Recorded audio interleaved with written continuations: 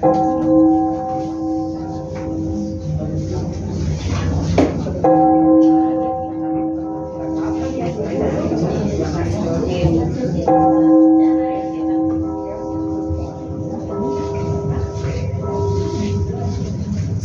pagi buat Bapak, Ibu, dan Saudara sekalian. Apa kabarnya hari ini Bapak Ibu sekalian? Luar biasa. Walaupun tadi sempat Tuhan memberikan hujan kepada kita, tetapi tidak membuat kita menjadi malas untuk beribadah. Itu adalah anugerah Tuhan ya. Mari kita mempersiapkan hati kita untuk memulai ibadah kita di dalam saat teduh sejenak.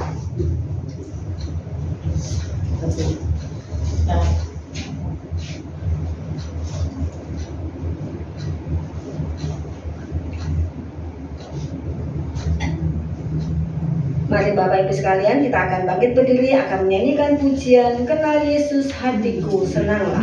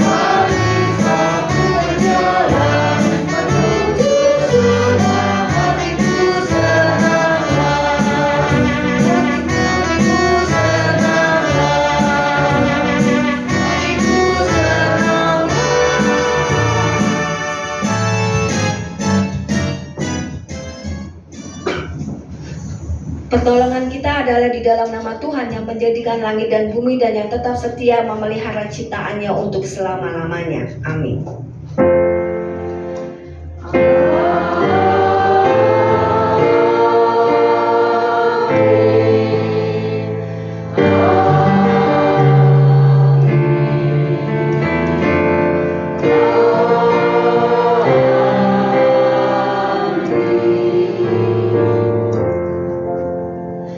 Kasih karunia dan damai sejahtera dari Allah Bapa kita dan dari Tuhan Yesus Kristus akan menyertai saudara sekalian. Tuhan besertamu. Dan besertamu juga.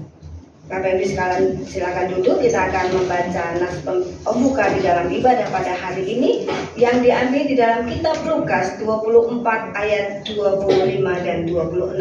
Demikian bunyinya. Lalu ia berkata kepada mereka, "Hai kamu orang bodoh, berapa lambannya hatimu, sehingga kamu tidak percaya segala sesuatu yang telah dikatakan kepada para nabi. Bukankah Mesias harus menderita semuanya itu untuk masuk ke dalam kemuliaannya?" Kita akan masuk ke dalam doa pengakuan dosa yang sebelumnya diiringi dengan pujian "Sungguh Heran Penebusku".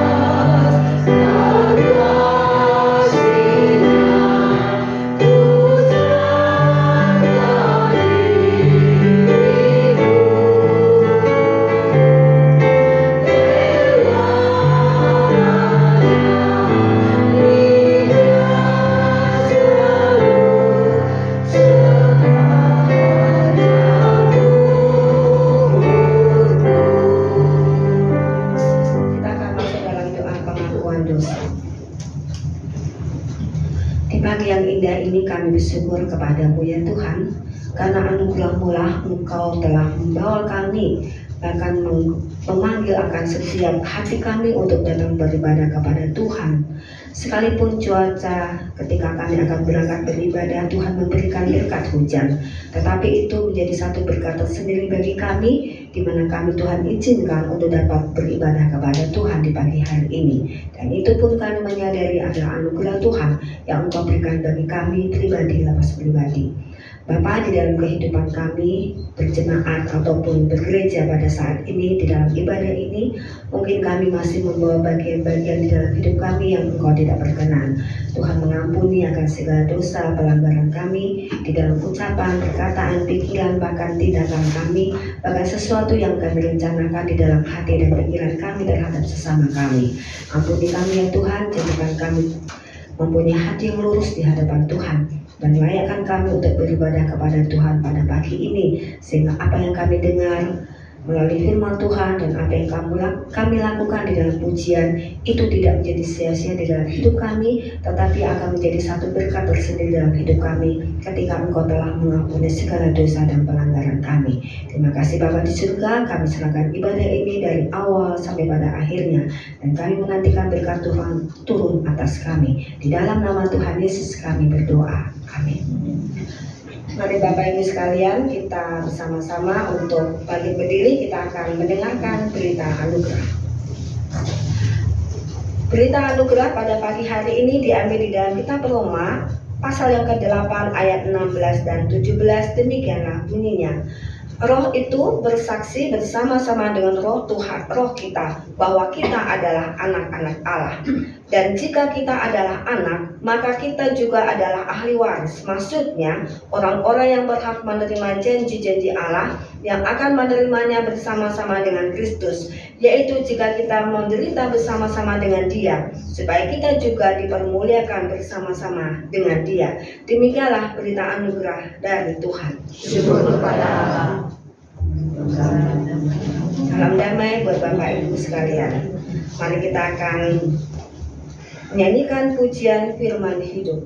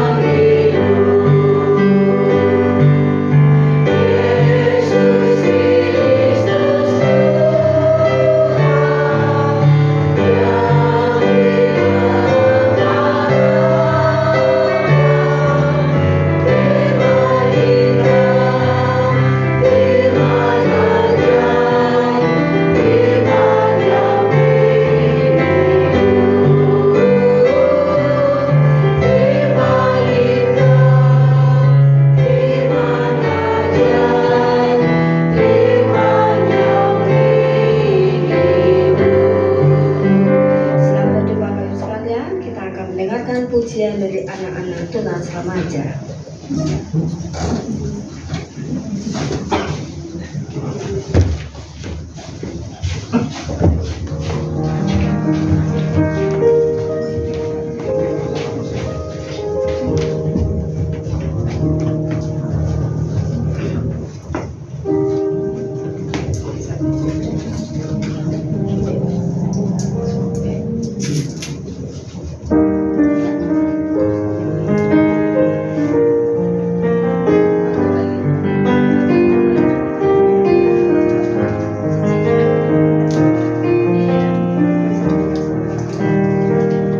Bila kau izinkan sesuatu terjadi,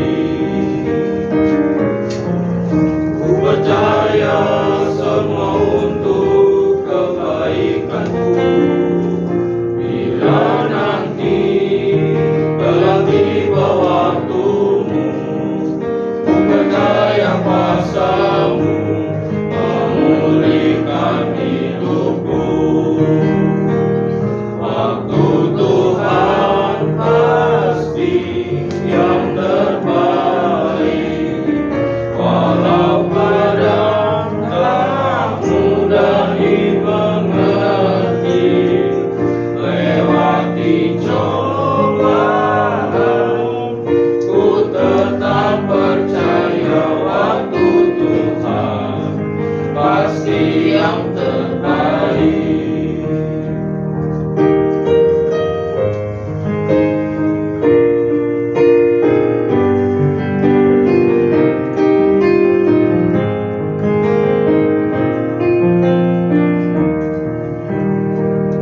Bila kau izinkan sesuatu terjadi, ku percaya semua untuk kebaikanku. Bila nanti telah tiba waktumu, ku percaya kuasa-Mu memulihkan hidupku. Waktu Tuhan pasti yang terbaik, walau kadang tak mudah dimengerti. Lewati cobaan, ku tetap percaya waktu Tuhan pasti yang terbaik.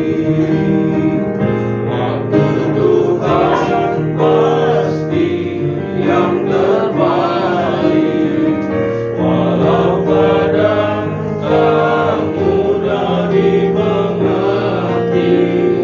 Lewati cobaan, ku tetap percaya waktu Tuhan pasti yang terbaik.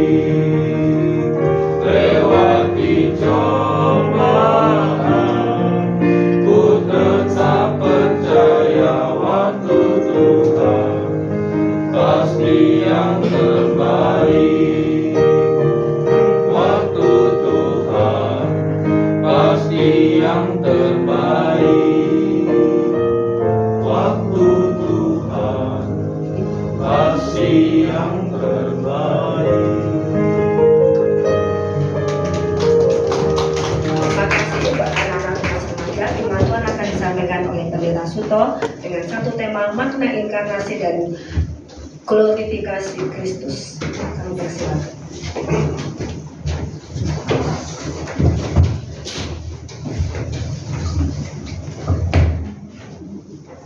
Ya, mari kita akan berdoa sebelum firman Tuhan diberitakan pada pagi hari ini. Kami bersyukur Bapa Surgawi, kesempatan yang Kau berikan bagi setiap kami hari ini. Di dalam ibadah yang kami adakan pada pagi ini, kami mendapat kesempatan kembali untuk bisa mendengar pemberitaan firman-Mu. Berbicaralah kepada kami telah siap untuk mendengarkannya. Roh Kudus berikan kami pencerahan, sehingga kami bisa mengerti apa yang kami dengar, dan Roh Kudus juga urapi untuk hamba-Mu yang akan menyampaikan firman ini. Di dalam nama Tuhan Yesus kami berdoa dan mengucap syukur. Amin. Kita akan membuka bersama-sama Alkitab kita dari Injil Yohanes pasal yang ke-12. Injil Yohanes pasal yang ke-12 ayat 23 sampai ayat yang ke-26.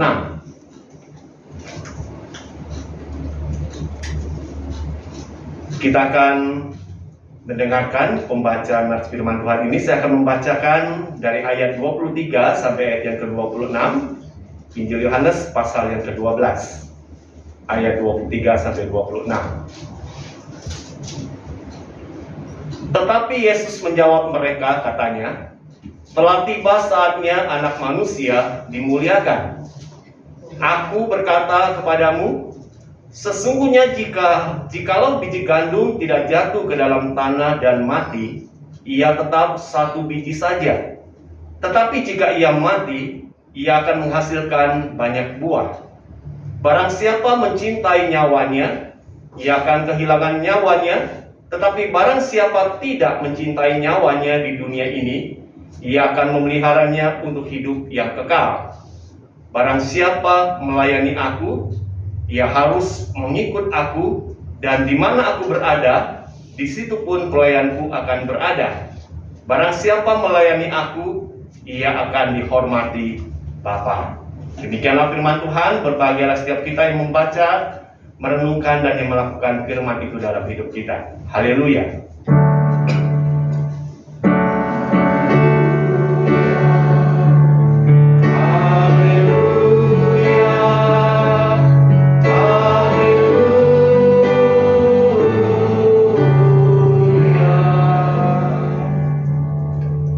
Shalom, selamat pagi jemaat yang dikasih Tuhan. Hari ini saya khotbahnya tutup pakai masker. Ya, kenapa? Karena kondisi tubuhnya kurang fit, jadinya lebih aman menggunakan masker.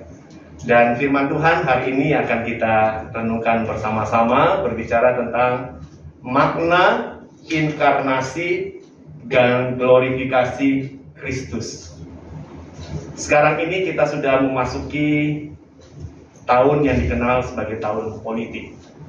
Ya, saat-saat di mana kita akan melaksanakan pesta demokrasi di tahun 2024. Nah, beberapa bulan terakhir ini kita dipertontonkan sesuatu yang gak lazim. Apa misalnya? Ada seorang anak muda yang baru memasuki dunia perpolitikan, jadi anggota satu partai politik. 2 hari masuk jadi anggota, langsung diangkat jadi ketua umum dari partai politik itu. Aneh gak bagi kita? Aneh, enggak lazim. Dan selang beberapa waktu kemudian, ada juga anak muda, baru 2 tahun, jadi wali kota, langsung diangkat jadi calon wakil presiden. Aneh gak bagi kita? Aneh. Jadi kalau kita lihat kenyataan yang ada sekarang ini, banyak hal-hal yang gak lazim yang kita bisa temukan dalam kehidupan kita, karena kita sudah mungkin dari sejak dulu sudah ditanamkan dengan sebuah peribahasa yang cukup terkenal. Saya ingat peribahasa itu waktu masih SD dikatakan seperti ini: berakit-rakit ke hulu, berenang-renang ke tepian. Ingat peribahasa itu? Ingat ya? Artinya apa tuh? Bersakit-sakit dahulu, bersenang-senang kemudian. Itu peribahasanya nempel kepada kita, bahwa ketika seorang itu akan mencapai sesuatu yang berhasil dalam hidup, kesuksesan dalam hidup, enggak dicapai dengan seperti mimpi turun dari langit plek langsung dia peroleh. Enggak seperti itu. Keberhasilan dan kesuksesan seseorang akan digapai ketika dia berjuang dalam kehidupan ini.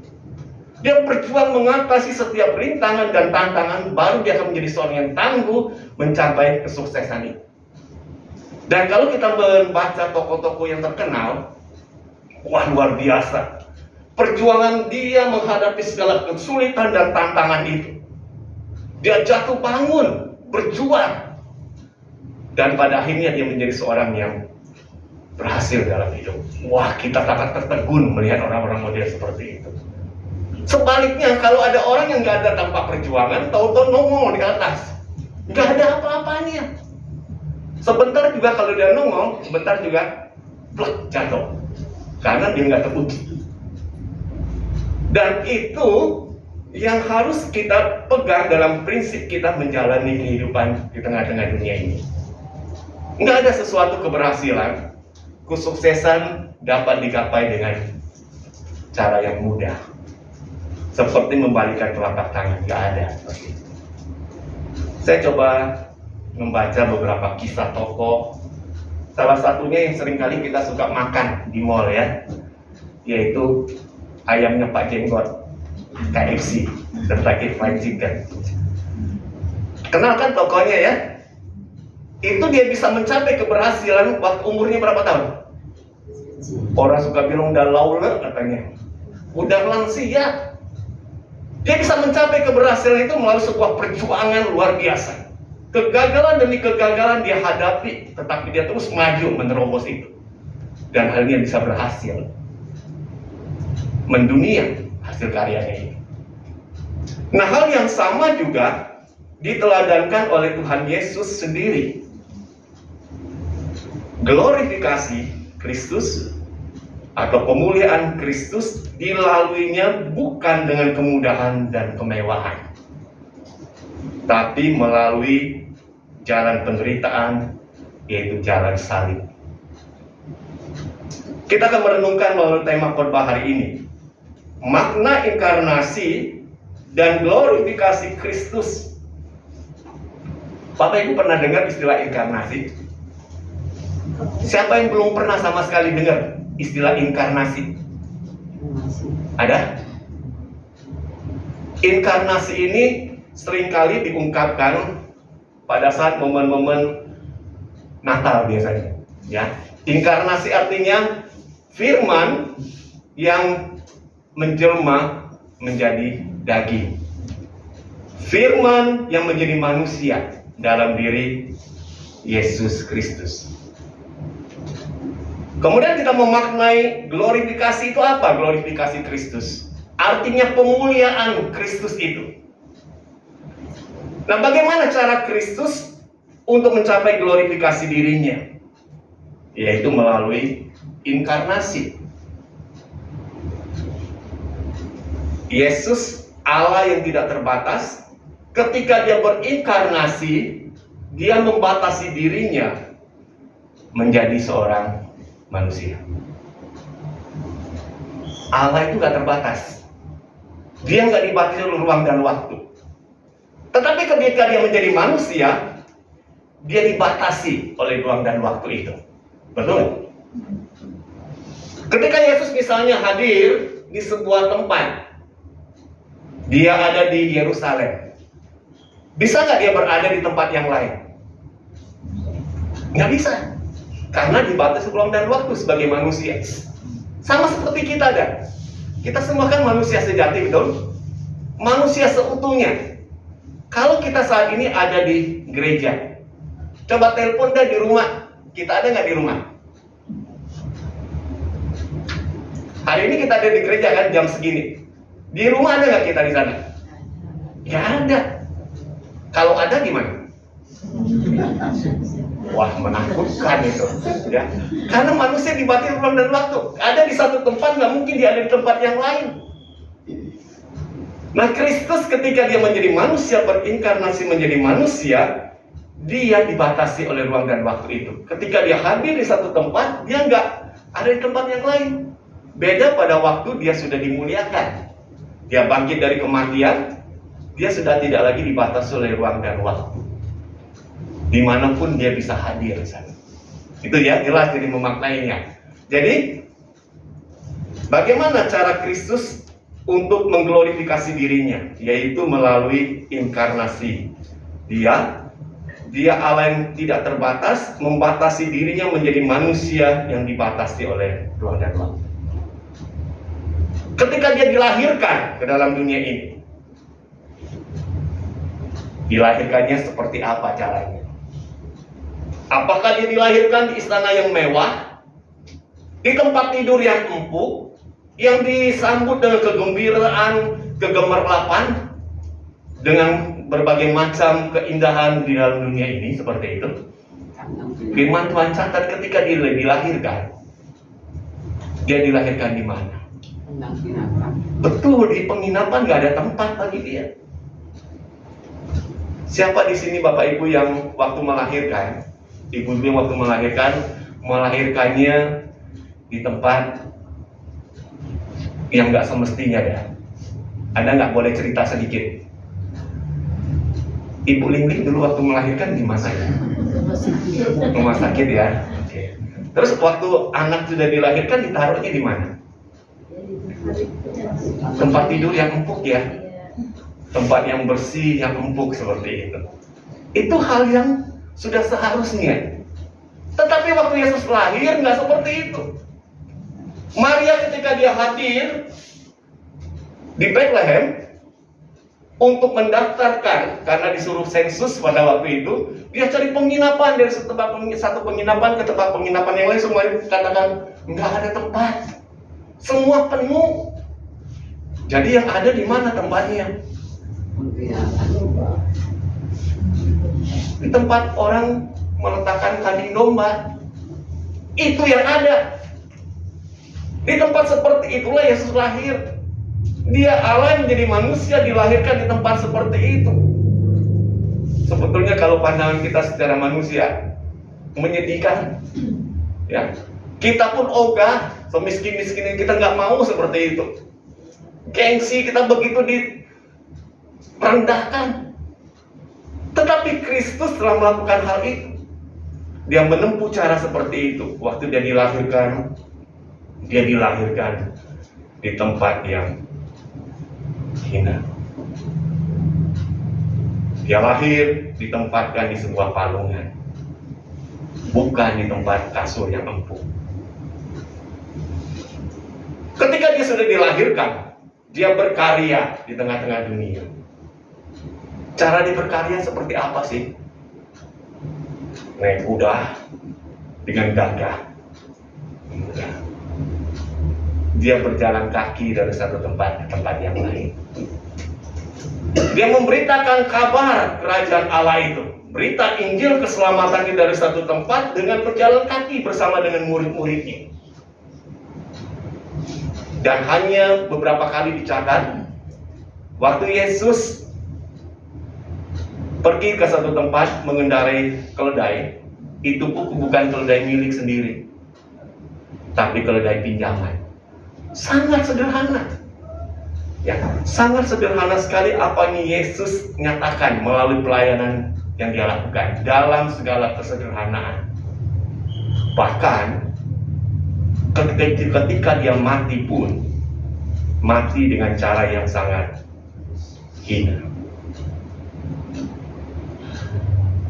Kalau kita ada yang berprinsip seperti ini, kalau saya hidup menderita, nggak apa-apa ya. Tapi kalau saya matinya tolong dong dihormati sedikit. Ya, perlakukannya saya dengan hormat ketika saya mati. Berikanlah perlakuannya sewajarnya buat saya. Tempatkanlah di tempat yang terhormat bagi saya. Tapi Yesus nggak seperti itu. Ketika dia mati, dia dipermalukan di hadapan orang banyak. Dia digantung di atas kayu salib, disiksa sebelum dia digantung di atas kayu salib, dihina, diledekin, sampai pada akhirnya dia mati di kayu salib itu. Ketika dia mati, dia dikuburkan. Kuburannya juga bukan kuburan milik sendiri, tapi kuburan yang diberikan oleh seseorang. Dia dikuburkan di tempat seperti itu. Jadi mulai dari lahir dia berkarya, bahkan sampai dia mati, dia rela melakukan hal itu dengan segala kehinaan di dalamnya. Padahal banyak kesempatan yang ada untuk Yesus bisa memuliakan dirinya melalui karya mujizat yang dia lakukan dan yang sudah dikagumi oleh banyak orang. Banyak sekali di Alkitab dicatat bagaimana Kristus itu dikagumi oleh banyak orang. Dia melakukan mujizat. Orang ikut kemanapun Yesus pergi. Kalau udah dikagumi oleh banyak orang, diikuti oleh banyak orang, mestinya nama Yesus semakin lama semakin dikenal. Betul ya? Siapa di sini suka main medsos? TikTok? Punya channel YouTube? Udah mulai dihitung-hitung pengikut followernya berapa? Saya minim banget tuh kalau saya. Ya. Jadi saya coba lihat ya orang-orang suka main sosial media, Instagram, TikTok, channel YouTube, lihat, pengikutnya follower bisa sampai ratusan ribu, puluhan ribu, sudah luar biasa ini. Kalau udah banyak pengikut, wah kemudahan itu banyak sekali dia bisa dapatkan. Apa kesempatan untuk iklan-iklan masuk dan mendapatkan income dari sosial media itu sangat besar. Ya, jadi semakin banyak pengikut membuat nama orang itu semakin diagung-agungkan, dimuliakan. Yesus pada waktu itu kemanapun dia pergi diikuti oleh ribuan orang. Kalau udah seperti itu, gampang nggak bagi Yesus untuk memuliakan diri? Gampang sekali, ya, gampang sekali. Apalagi dia bisa melakukan mujizat-mujizat. Menyembuhkan orang sakit, memberi makan ribuan orang, bahkan membangkitkan orang-orang yang mati. Dia bisa lakukan itu. Orang terpukau melihat itu semua. Tetapi Yesus tidak memakai cara-cara seperti itu untuk memuliakan dirinya.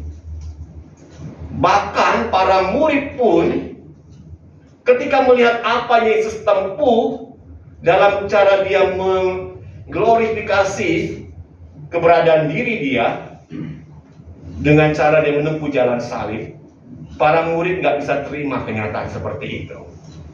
Dia nggak bisa terima, sehingga apa yang dilakukan oleh para murid, mereka tidak percaya dengan apa yang terjadi itu. Sehingga di dalam pembacaan nas pendahuluan tadi di dalam Injil Lukas pasal 24, coba kita lihat sekali lagi. Injil Lukas pasal 24. Pada waktu Yesus sudah dimuliakan, sudah bangkit dari kematian itu. Ayat 25 dan 26 dikatakan apa di sana? Mereka tidak percaya dengan segala sesuatu yang Yesus tempuh melalui jalan salib itu. Dia harus menderita segala sesuatu. Ayat 25 dan 26 dikatakan apa di dalam ayat ini? Lalu dia berkata kepada mereka, "Hai kamu orang bodoh, betapa lambannya hatimu sehingga kamu tidak percaya segala sesuatu yang telah dikatakan para nabi. Bukankah Mesias harus menderita semuanya itu untuk masuk ke dalam kemuliaannya?" Itu ya. Jadi Mesias akan dia masuk ke dalam kemuliaannya melalui segala penderitaan yang harus dia tanggung. Itu sudah dinubuatkan oleh para nabi. Murid-murid gak percaya. Mereka katakan gak mungkin. Dan saya juga menaruh sebuah penafsiran seperti ini. Yudas pun ketika dia mengambil sebuah langkah mengkhianati gurunya, menjual Yesus dengan harga 30 keping uang perak. Mungkin dalam pikiran Yudas seperti ini. Selama ini kami lihat Yesus nggak melakukan sebuah perlawanan padahal dia punya kuasa. Coba kalau misalnya dikondisikan dia dalam keadaan ditekan, dalam keadaan dia dikondisikan nggak nyaman, apakah Yesus akan menunjukkan kuasanya? Dia jual Yesus, tapi Yudas lihat itu apa? Yesus melakukan sebuah perlawanan, betul nggak? Yesus seperti pribadi yang kalah, dia pasrah dengan keadaan itu, sehingga pada akhirnya ketika dijatuhi hukuman mati, Yudas baru sadar, waduh, salah saya di jalan seperti ini, mengkhianati guruku. Dia melemparkan uang itu lalu bunuh diri kan? penyesalan sangat mendalam yang dia lakukan mengkhianati gurunya. Karena bagi Yudas, Yesus yang memiliki kuasa yang luar biasa harusnya bisa melawan dengan kuasa yang dia miliki, kuasa yang besar itu. Tentara-tentara Romawi bisa dia kalahkan sebetulnya. Tapi Yesus nggak lakukan itu. Dia taat, dia tunduk kepada kehendak Bapaknya. Dia rela mengalami semua penderitaan itu untuk masuk dalam kemuliaan. Di dalam pembacaan Injil Yohanes hari ini, Injil Yohanes pasal 12 tadi, ayat 23 sampai 26. Perikop ini menceritakan ada beberapa orang Yunani dikatakan. Ya, kalau kita baca di ayat sebelumnya, beberapa orang Yunani yang datang ingin berjumpa dengan Yesus. Jadi dia lapor kepada muridnya, kami mau berjumpa dengan gurumu, dengan Yesus. Lalu dua orang muridnya datang kepada Yesus menyampaikan berita ini. Bagaimana Yesus meresponi atas berita yang dia dengar dari dua muridnya ini, bahwa ada orang-orang Yunani yang mau berjumpa dengan Yesus dan mereka ingin mengungkapkan maksud hatinya, ingin menjadi pengikut-pengikut Yesus. Dan kita tahu bahwa orang Yunani itu adalah orang-orang yang dianggap bangsa kafir, bangsa yang tidak kenal Tuhan. Tetapi mereka tergerak hati untuk menjadi pengikut Yesus. Terus bagaimana Yesus meresponi hal ini? Coba kita lihat di dalam pembacaan tadi ayat 23 sampai 26. Tetapi Yesus menjawab mereka, katanya, telah tiba saatnya Anak Manusia dimuliakan. Telah tiba saatnya Anak Manusia dimuliakan. Kalau kita coba memikirkan perkataan Yesus ini, di dalam pandangan pikiran kita, Anak Manusia dimuliakan, pandangan kita seperti apa? Ini ada rombongan orang Yunani mau menjadi pengikut Yesus. Kadang-kadang kita mikirnya seperti ini, berarti pengikut Yesus semakin banyak ya. Sudah waktunya Yesus tambahkan diri loh. Ini loh aku yang akan menjadi penguasa atas dunia ini. Seperti itu kan mestinya. Tetapi Yesus gak seperti itu lakukan. Yesus katakan, inilah waktunya Anak Manusia dimuliakan. Lalu dia menceritakan, menubuatkan tentang kematiannya melalui jalan salib itu. Dia gambarkan seperti biji gandum, dikatakan di ayat 24. Sesungguhnya jikalau biji gandum tidak jatuh ke dalam tanah dan mati, ia tetap satu biji saja. Mungkin kita agak sulit membayangkan biji gandum ya. Karena apa? Kita nggak terbiasa. Kita bayangkan gini, seperti biji jagung aja dah. Kalau biji jagung satu, dia nggak jatuh di tanah mati, jumlahnya berapa banyak? Biji jagung satu, betul kan? Mau disimpan dimanapun, jumlahnya tetap berapa? Satu. Tapi kalau biji itu ditaruh di tanah mati, dia akan tumbuh jadi batang jagung ya. Terus menghasilkan berapa banyak biji? Banyak. Dan banyak. Dan dalam perumpamaan ini dikatakan biji gandum, kalau dia nggak jatuh di tanah dan mati, dia tetap satu. Tetapi kalau dia jatuh di tanah dan mati, dia akan menghasilkan banyak buah di sana. Lalu Yesus mengarahkan kepada dirinya, Anak Manusia sekarang ini memang dikagumi oleh banyak orang karena mereka melihat tanda-tanda mujizat yang Yesus lakukan. Orang sudah mengikuti Yesus, kemanapun dia pergi orang ikut Yesus. Tetapi pemulihan diri Yesus bukan dengan cara-cara seperti itu. Yesus mau taat melalui jalan penderitaan yang harus dia tempuh. Karena itulah yang dikehendaki oleh Bapa. Yesus memilih jalan salib yang telah ditentukan oleh Bapanya di surga. resikonya apa yang dia alami. Yang semula dia diikuti, diagung-agungkan, dielu-elukan oleh banyak orang, waktu dia mentaati jalan salib itu, dia ditangkap. Ada nggak orang yang masih mau ikut Yesus? Nggak ada. Semua kabur, termasuk juga para muridnya. Waktu Yesus ditangkap di Getsemani, semua kabur. Orang banyak yang mengeluh-ngeluhkan nama Yesus. Mereka berteriak, salibkan dia. Berubah segala sesuatu. Mereka tinggalkan Yesus. Mereka mengejek Yesus. Bahkan mereka juga mulai memiliki sebuah pandangan, kami tidak mau ada dia bersama dengan kami.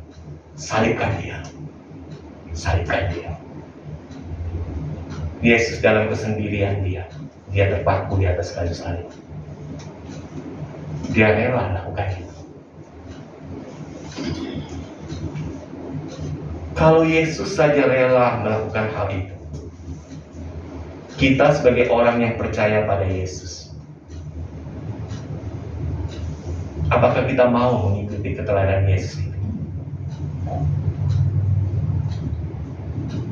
Rasul Paulus di dalam suratnya, di dalam surat Roma pasal 8 ayat 16 dan 17 mengungkapkan sebuah hal bagi kita para pengikut Yesus. Coba kalau kita membaca di dalam Roma 8 ayat 16 dan 17.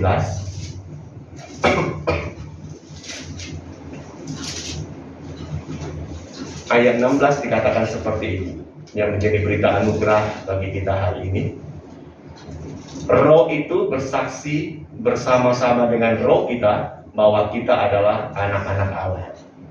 Di ayat 16 ini kita bersyukur nggak dengan ungkapan ayat ini? Kita bersyukur. Roh itu, yaitu Roh Kudus yang diberikan berdiam dalam hati kita. Dia bersaksi bersama dengan roh kita bahwa kita adalah anak-anak Allah. Bangga nggak nih jadi anak-anak Allah? Wah, bangga ya. Orang model kayak gini jadi anak-anak Allah, lu keren. Ayat 17 dikatakan apa? Dan jika kita adalah anak, maka kita juga adalah ahli waris. Saya tanya Ibu Sucen ya. Ibu Sucen, nanti kalau hartanya begitu banyak, Ibu Sucen misalnya nanti dipanggil pulang, hartanya diwariskan ke siapa? Ke anak. Bener? Nggak mau warisin ke saya nih? Hah? Nggak mau diwarisin ke saya? Kenapa warisnya ke anak? Darah daging. Betul. Kita orang tua yang sudah mengumpulkan harta di tengah-tengah dunia ini, waktu kita dipanggil pulang, harta itu kita akan wariskan kepada anak-anak kita. Dia ahli waris. Betul kan? Wah, enaknya kalau punya orang tua yang melimpah harta bendanya ya. Enak sekali. Tapi nggak semua orang dapat kesempatan seperti itu. Kalau ditanya kan setiap kita waktu mau lahir, mau pilih jadi anak orang kaya konglomerat atau yang levelnya di bawah, tinggalnya juga di bawah kolong jembatan, mau yang mana pilihnya? Orang kaya. Anak orang kaya. Saya kalau ditanya oleh Tuhan waktu mau lahir, di mana saya pilih pasti anak konglomerat dah. Enak. Tapi kita nggak bisa milih itu. Ya. Jadi bicara tentang ahli waris, luar biasa kalau kita menjadi ahli waris dari orang-orang yang kaya raya. Dari ayat ini dikatakan kalau kita adalah anak-anak Allah, kita juga menjadi ahli waris. Maksudnya orang-orang yang berhak menerima janji-janji Allah yang akan menerimanya bersama-sama dengan Kristus. Sambil di sini enak dengarnya. Kita bilang puji Tuhan, saya ahli waris lu kerajaan Allah itu. Tapi kita jangan stop sampai ayat itu. Baca sampai selesai ayatnya. Apa dikatakan di sana?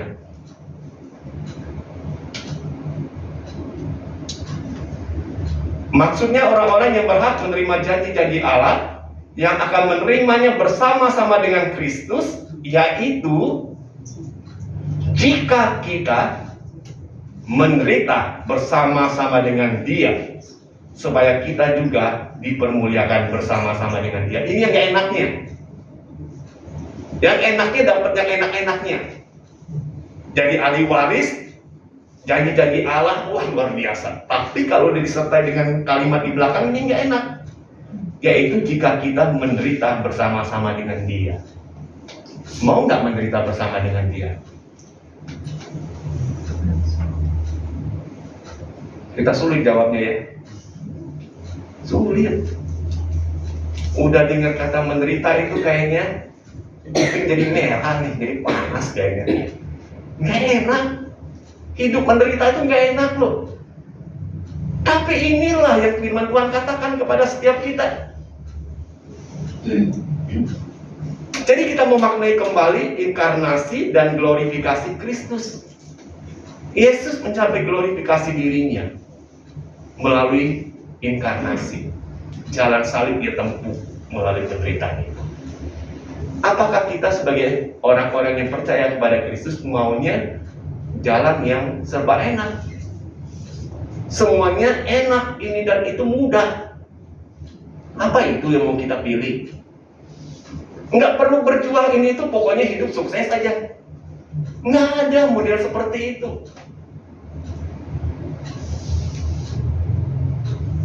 Jadi hari ini biarlah melalui firman Tuhan ini disampaikan, kita sebagai orang-orang Kristen, jangan kita terlena oleh ajaran-ajaran yang seringkali menyesatkan dengan berbagai macam janji manis, kemudahan, dan kelimpahan berkat yang akan diterima sebagai orang percaya.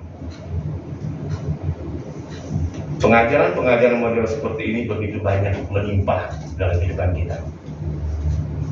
Sering nggak kita dengar pengajaran model itu? Sering sekali. Ajaran-ajaran untuk kita sebagai orang yang beriman pada Yesus, kita akan mengalami mujizat demi mujizat Allah. Engkau sakit hari ini, nggak perlu ke dokter, nggak perlu keluar uang banyak. Beriman pada Kristus, pasti sembuh. Sembuh nggak? Kesembuhan itu hak prerogatif Tuhan, bukan kita nentuin. Ya, bukan kita tentuin. Klaim janji Tuhan. Orang yang percaya Yesus jadi kepala, bukan jadi buntut. Kalau semua jadi kepala, ekornya di mana tuh? Gak ada model seperti itu. Kalau engkau percaya kepada Kristus, berkat akan dicurahkan oleh Tuhan. Engkau gak perlu lagi jadi orang-orang yang hidupnya berkekurangan. Engkau akan melimpah dengan segala berkat itu. Jadi kita jangan sampai didinabobokan dengan pengajaran-pengajaran yang justru membuat kita pada akhirnya menganggap hidup yang berkelimpahan itulah yang Tuhan kehendaki dalam hidup anak-anaknya. Enggak. Yang kedua saya mau katakan, kita sebagai orang yang percaya kepada Kristus, kita harus siap untuk hidup menderita bersama dengan Kristus. Kita jangan hanya terus maunya berkat dan mujizat yang kita terima, sehingga pada waktu realita yang diperhadapkan Tuhan di hadapan kita harus hidup menderita. Kita marah sama Tuhan, lalu kita kecewa dengan Tuhan. Udah marah, udah kecewa, dan pada akhirnya kasih ultimatum kepada Tuhan. Tuhan, goodbye Tuhan, aku udah gak mau ikut engkau lagi. Kecewa berat sama Tuhan. Ada yang model gitu kan?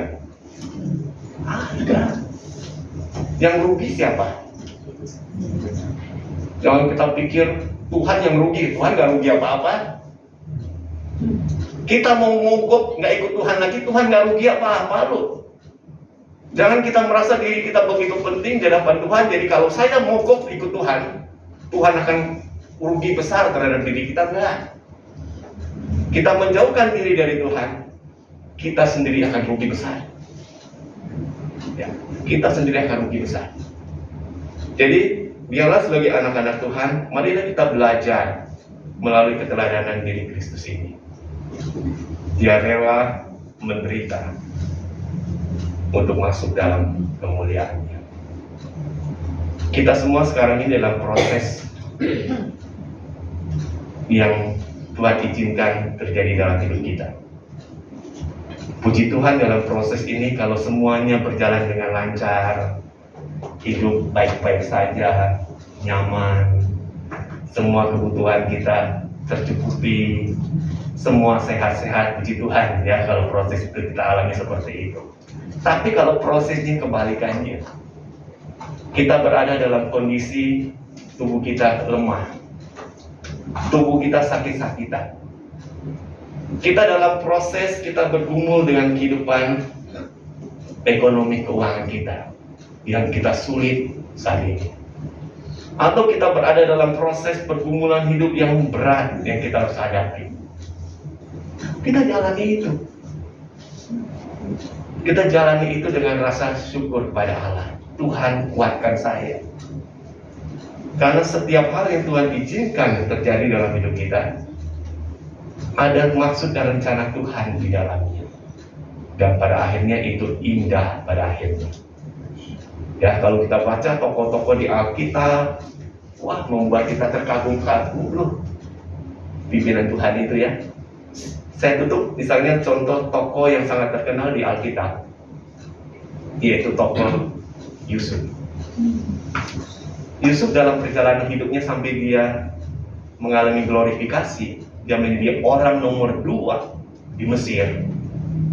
Mudah nggak lewati dia lewat itu? Ya. Tapi dia harus selalu itu melalui penderitaan, betul? Dia dijual sebagai seorang budak. Dia dijebloskan dalam penjara karena difitnah. Dia dikhianati, diberikan janji bohong oleh juru minuman yang telah ditolong oleh Yusuf. Tapi Yusuf enggak kecewa kepada Tuhan. Dia ikuti proses Tuhan di dalam membentuk hidupnya. Dan pada akhirnya Tuhan angkat Yusuf ya. Dia dimuliakan menjadi orang nomor 2 di Mesir. Mungkin saat ini dari antara kita mungkin berada seperti kondisi Yusuf itu. Ada dalam penjara. Seperti orang dijebloskan dalam penjara. Kita pribadi yang sepertinya nggak ada masa depan lagi. Semua serba terbelenggu.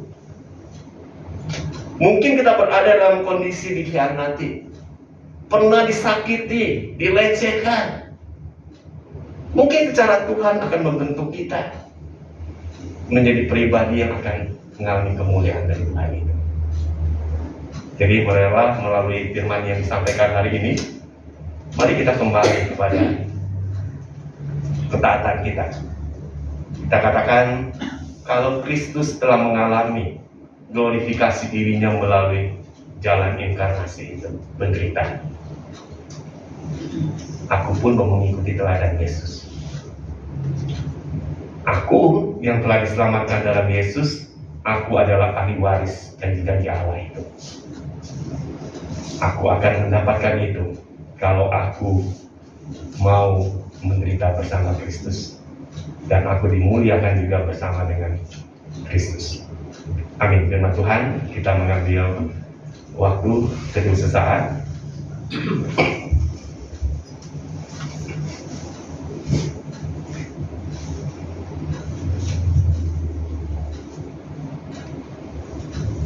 Tuhan, kami bersyukur hari ini firman-Mu boleh mengingatkan kami kembali jalan yang dipilih oleh Yesus untuk glorifikasi dirinya yaitu melalui inkarnasi, melalui jalan salib. Dia harus mengalami penderitaan demi penderitaan. Sampai pada akhir hidupnya, dia mengalami kematian yang hina, tergantung di atas kayu salib. Tetapi itu semua rela ditempuh oleh Yesus. Karena jalan seperti itulah yang Bapa kehendaki untuk Yesus mengalami kemuliaan. Tuhan kami, orang-orang yang telah percaya kepada Yesus pun, kami pun diajar untuk meneladani akan Yesus. Sekarang ini Engkau memilih akan setiap kami yang hadir dalam ibadah. Kami sedang dalam proses pembentukan Tuhan. Mungkin kami sedang berada dalam kondisi-kondisi yang terpuruk, kondisi yang bergumul dan berbeban berat. Pada waktu kami mengalami kondisi itu, tidak membuat kami kecewa dengan Tuhan, marah, bahkan bertekad untuk meninggalkan Tuhan. Tapi biarlah kami boleh setia menjalani proses Tuhan itu. Dan kami mohon Tuhan berikan kami kekuatan. Tuhan, kami berdoa bagi setiap kami yang hari ini sedang bergumul dalam hidup kami.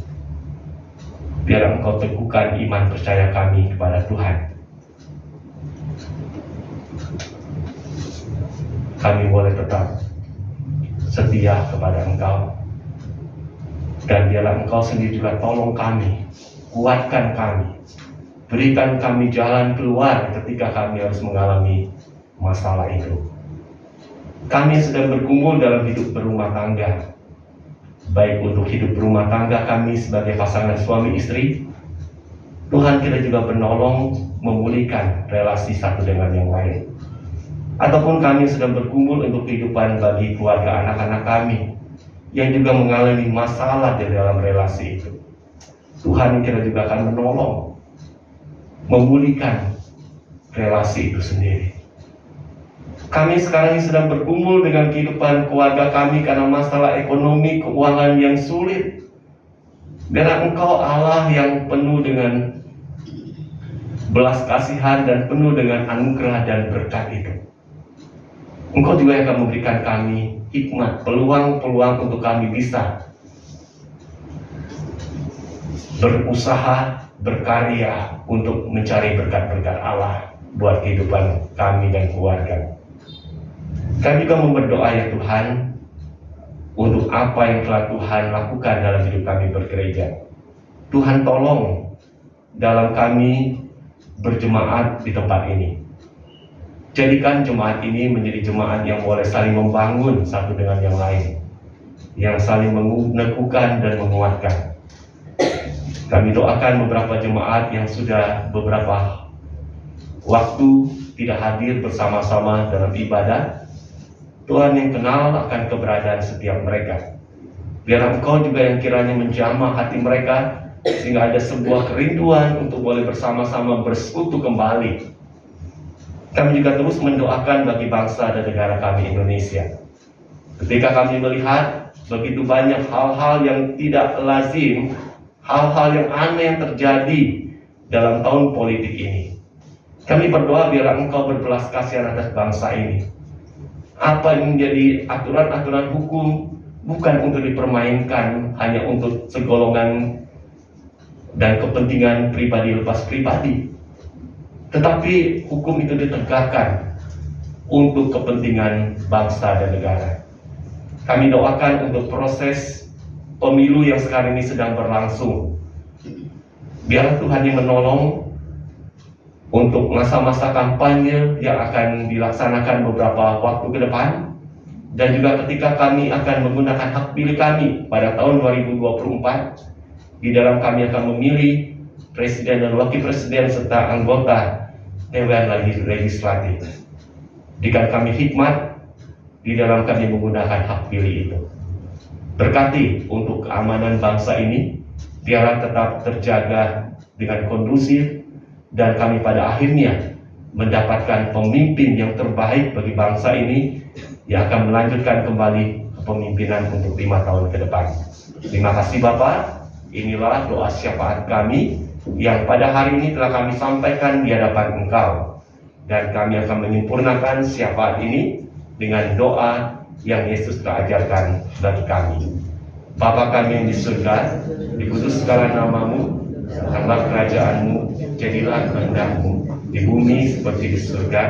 Berikanlah kami pada hari ini makanan kami yang secukupnya, dan ampunilah kami kesalahan kami, seperti kami juga mengampuni orang yang bersalah kepada kami. Dan janganlah membawa kami ke dalam pencobaan, tetapi lepaskanlah kami daripada yang jahat, karena Engkau punya kerajaan dan kuasa dan kemuliaan sampai selama-lamanya. Amin.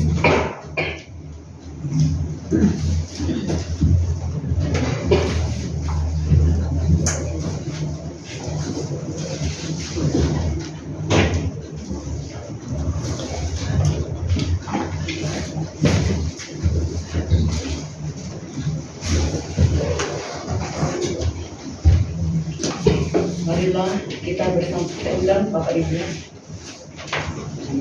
Marilah kita bersama dengan umat Allah di masa lalu, masa kini dan masa depan, mengingat pengakuan pada baptisan kita menurut pengakuan iman rasuli.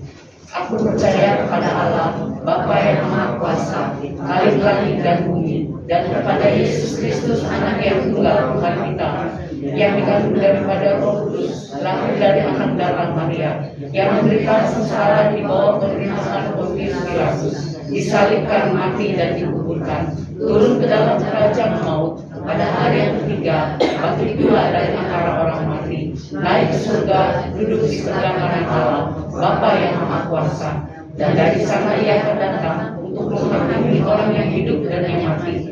Aku percaya kepada Roh Kudus, gereja yang kudus dan am, persekutuan orang kudus, pengampunan dosa, kebangkitan orang mati, dan hidup yang nyata. Amin. Silakan duduk.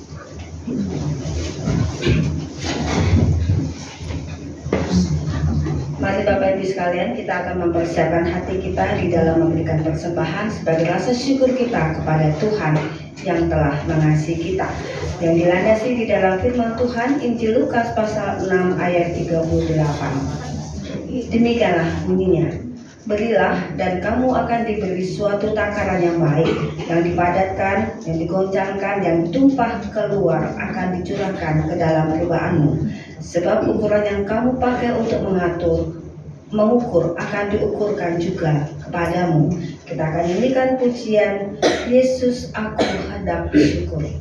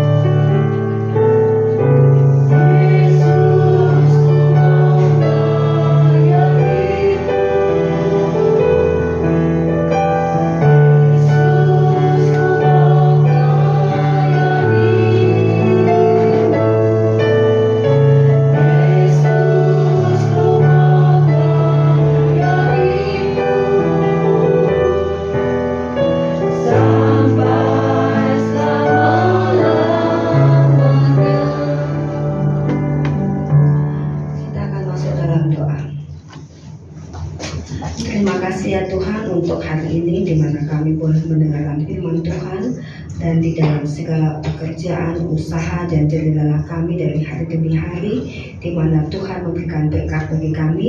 Pada hari ini pun kami boleh belajar memberikan sebagian berkat yang Engkau sudah berikan kepada kami di dalam keluarga kami untuk pekerjaan Tuhan di gereja ini. Berkati untuk setiap majelis ataupun diaken yang akan mengelola keuangan gereja ini, memberikan hikmat dan marifat Tuhan untuk dapat dipergunakan dengan sebaik-baiknya bagi kegiatan dan kebutuhan gereja Tuhan.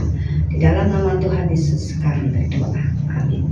Kita akan mengakhiri ibadah kita dengan pujian Ku Percaya pada Yesus.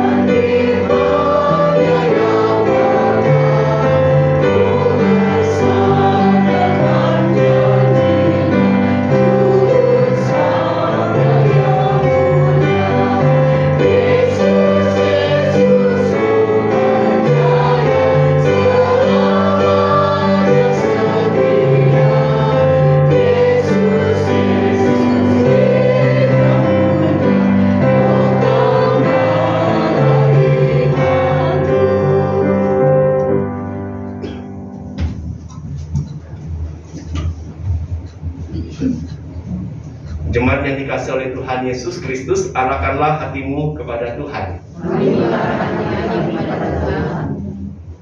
Jadilah saksi Kristus, terpujilah Tuhan, dan terimalah berkat Tuhan. Yen Yehova cehu keni bau ni, Yen Yehova setat terliang kuang cao ni, Ceen keni. Yen Yehova siang ni yang liang ceni tingan. Tuhan memberkati engkau dan melindungi engkau. Tuhan menyinari engkau dengan wajahnya dan memberi engkau kasih karunia. Tuhan menghadapkan wajahnya kepadamu dan memberi engkau damai sejahtera. Amin.